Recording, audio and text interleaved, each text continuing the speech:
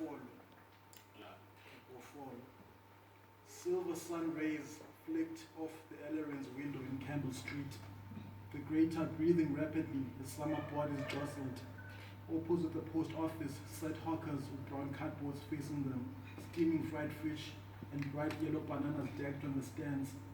I, with the glistening escal, panted down the street, hurrying behind Songeziwe, who wore a bandana and sunglasses. He pointed at the brown-skinned young girls who showed their flat stomachs, and we formulated strategies on how to approach them. Time would stretch us to teenagehood under the cover of mothers who taught. Songeziwe would get the card first, becoming a man. To me, he'd revealed that he and his girlfriend did not like using a condom. It did not come as a surprise when he impregnated his girlfriend at 18. Breast cancer took Songeziwe's mother a few years later. He cried, seeing her gaunt, dark face as she lay in her coffin.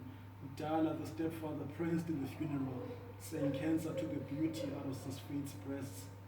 Time blew us to the solitude of adulthood, where we meet at family funerals. I hear Songeziwe as a taxi driver. His limbs are wiry as he blows the black smoke of a cigarette.